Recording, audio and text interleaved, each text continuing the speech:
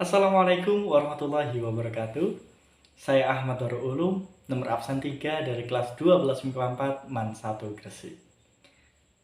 Biografi Sunan Kalijogo. Sunan Kalijogo alias Raden Syahid adalah seorang anggota Wali Songo. Beliau seorang putra Tumenggung, tetapi beliau tidak mau mewarisi kekuasaan dari ayahandanya.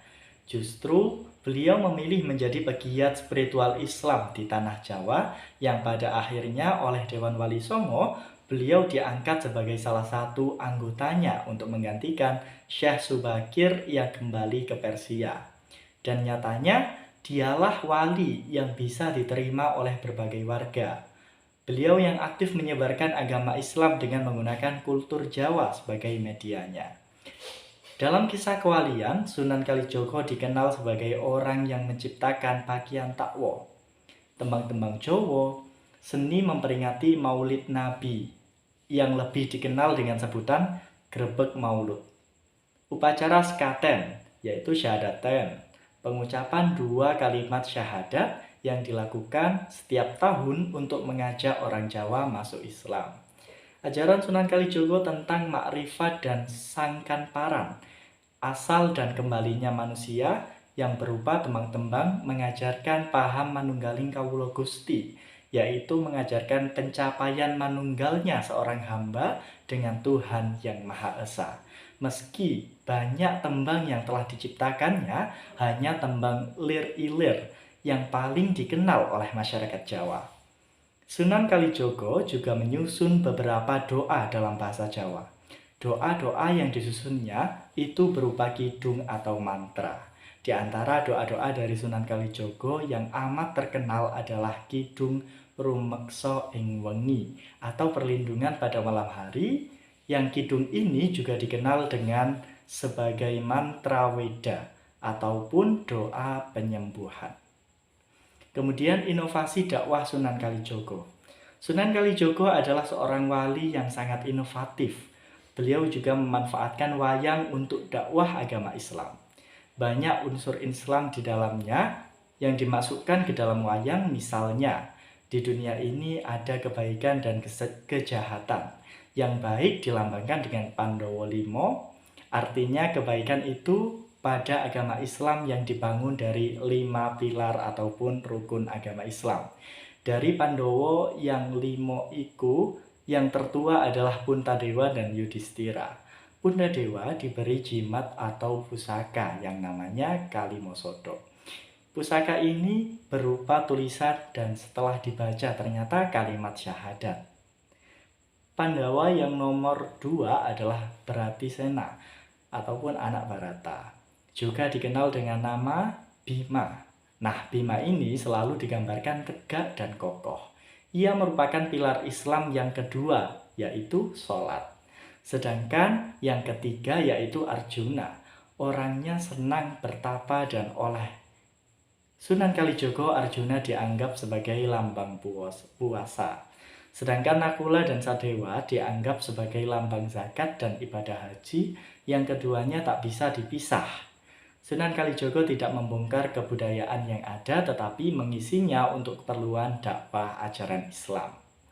Sunan Kalijogo juga berinovasi dalam bidang pertanian dan berinovasi dalam bidang hal lainnya. Sunan Kalijogo tidak semata-mata melakukan pekerjaan duniawinya. Unsur spiritual juga dimasukkan dalam inovasinya. Mencangkul misalnya. Dalam bahasa Jawa adalah pacul.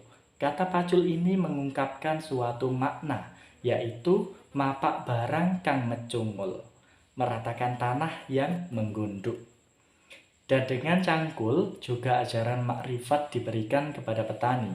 Sebagai petani, orang hidup ini harus bisa menggali bagian dalam yang masih subur untuk menggantikan bagian lahiriah yang sudah gersang dan rawan dengan penyakit. Gagang ataupun pegangan cangkul disebut dengan doran.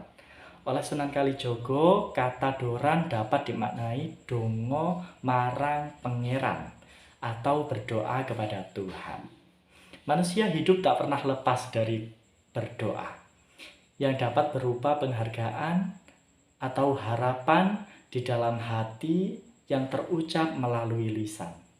Jadi dengan menggunakan simbol cangkul, Sunan Kalijogo mengajarkan pada orang Jawa untuk pandai berintrospeksi dan memawas diri, bekerja yang teratur, dan senantiasa untuk berdoa.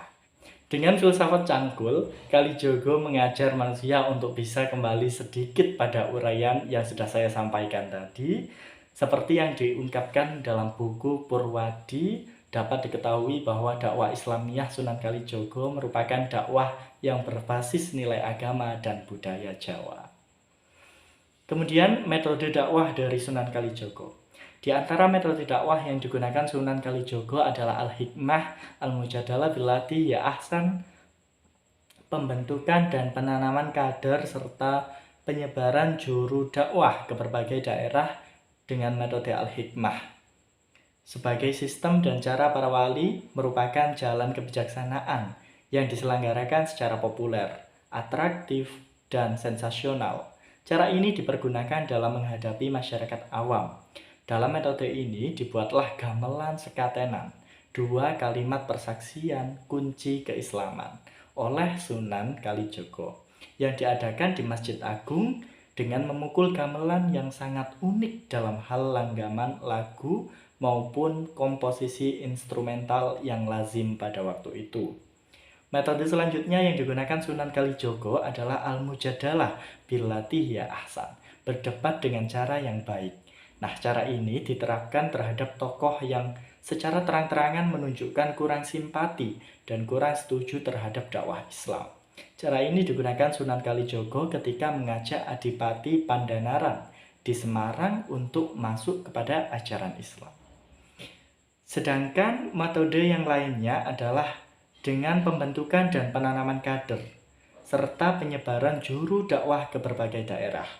Metode dakwah tersebut pada waktu itu sangat efektif, dan sebagian besar adipati di Jawa memeluk Islam melalui Sunan Kalijogo. Di antaranya adalah Adipati Pandanaran, Kartasura, Banyumas, serta Pajang.